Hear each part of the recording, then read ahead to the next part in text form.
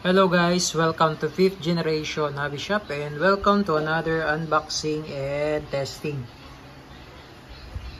Yan. So ngayon, quick review lang po tayo ng isang gas blowback airsoft gun gas blowback pistol ng WE 1911 MEU.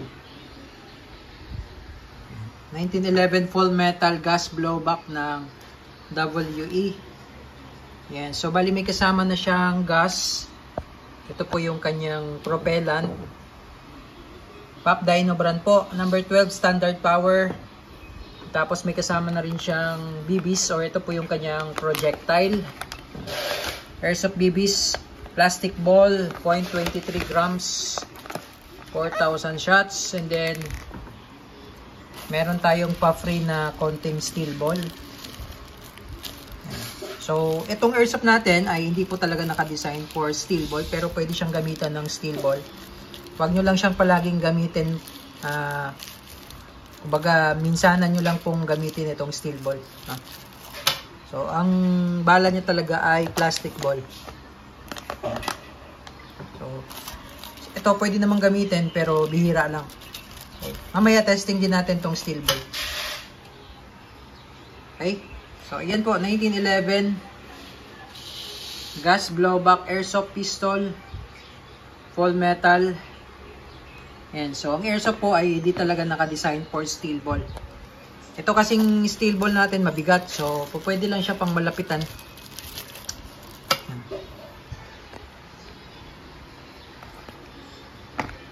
Itong magazine niya po ay 15 rounder capacity po. 15.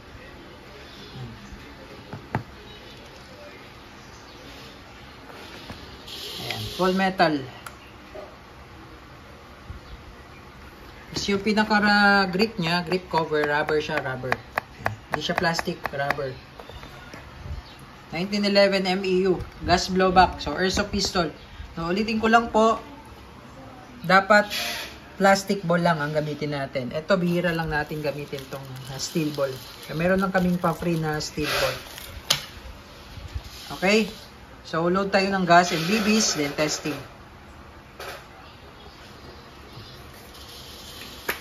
Ito po yung gas niya, 12. So, pag magkakarga po kayo, inverted position po, upside down. Kailangan nakapatiwarik po yung magazine. Then, 3 to 5 seconds lang. Ayan.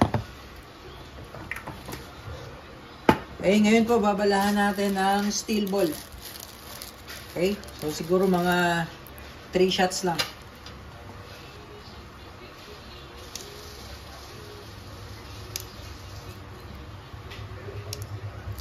Ayan.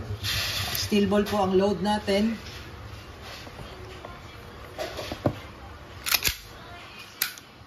So, ito pong safety niya ay beaver tail. Naka beaver tail safety yan, magkabilaan. Tapos, meron din siyang naka-beaver tail. Naka-ambidextrous, naka-ambidextrous manual safety. Tapos, meron din siyang beaver tail safety. Ayan, so working yan.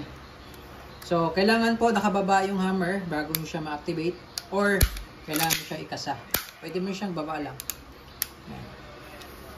Kasi pag di siya nakababa, hindi mo siya mapipihit. Ayan, pag hindi nakababa yung hammer, hindi mo mapipihit yung safety niya. Kailangan nakakasa. Ngayon nakababa yung safety, kahit kalabitin, hindi rin puputok dahil beaver tail safety engage. Okay, so testing 1911. So itong steel ball, ano lang to, pangminsanang gamit lang ang steel ball. Okay, okay, testing. Steel ball po ang gamit natin. Ang layo po sa target ay nasa 3 meters. Okay, 3 meters po ang layo natin sa target. Lapit lang yan dahil nga steel ball, mabigat. Okay, so firing.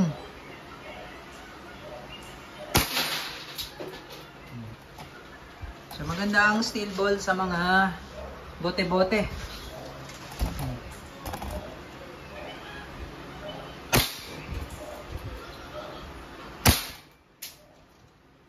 Pero paminsanan nyo lang pong gamitin ang steel ball. Dapat yung plastic ball lang. Okay, so yan. Nag-open slide na siya. Release nyo lang yung mag. Then, hammer down. Kasi yung steel ball kasi mabigat eh. Okay, so, okay na po tayo. 1911 MEU gas blowback airsoft ng WE Full Metal. Ganda niya.